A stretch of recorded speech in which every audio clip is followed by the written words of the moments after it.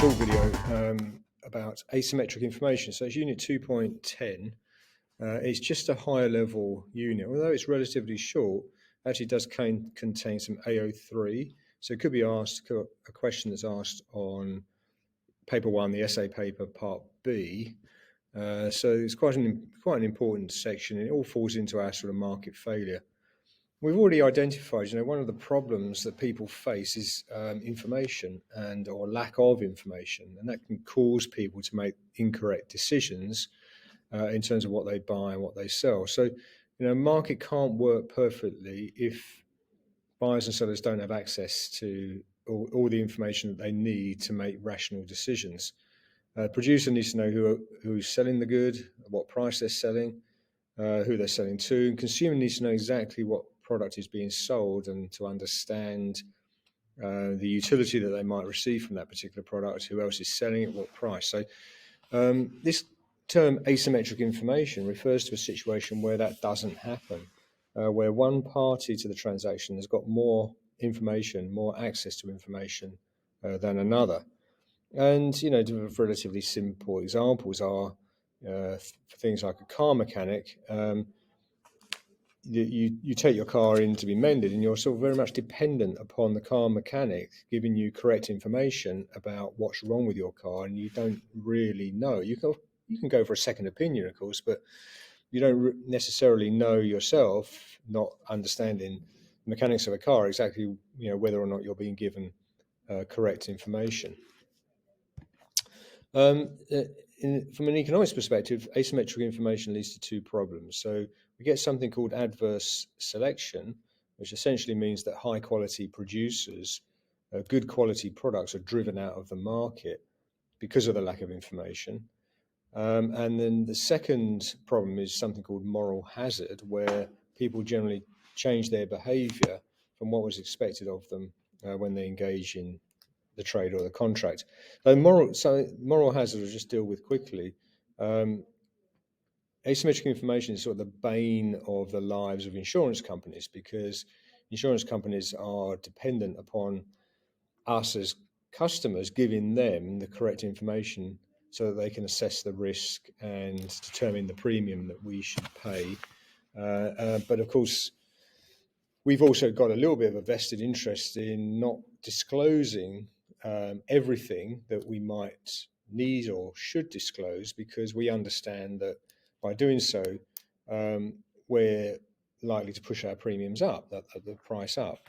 So we might perhaps try and disguise or hide the extent to which the information that we want to disclose to the insurance company is actually disclosed. But of course, once we've got the insurance, we go back to our bad habits of driving too quickly or smoking, if we're talking about health insurance or whatever.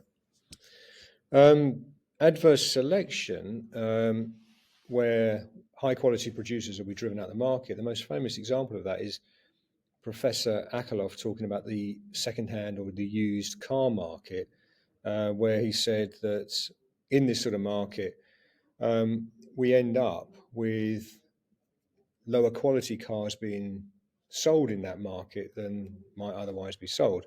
The reason being is that most people are suspicious of second-hand car salesmen, and you expect to be sold what he referred to as a lemon, like not a very good car.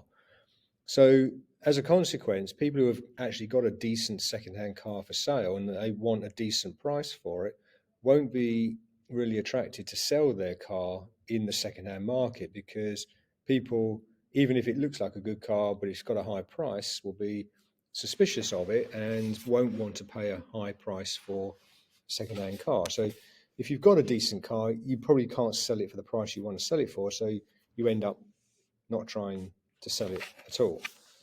So that's referred to as adverse selection.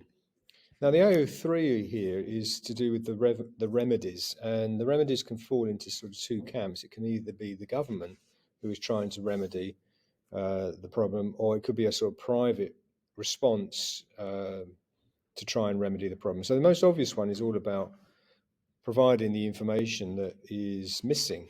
and public information films from governments, TV adverts, guidelines on how much you should drink, or whether you should eat more fruit and vegetables. That all sort of increasingly comes out, and a lot of this information, of course, is available privately as well through the internet and magazines. People are given this sort of information, people are interested in it and follow that sort of advice.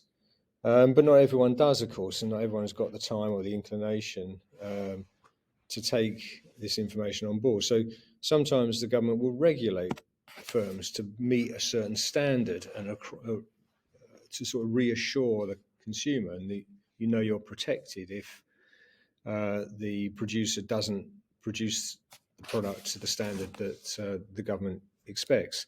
So we have things like kite marks, where if a company does reach a certain standard, they can put this kite mark on their marketing or their advertising. It's something we're familiar with as consumers. So that's a sense of confidence that we trust that company, and it's one that is not trying to sort of rip us off.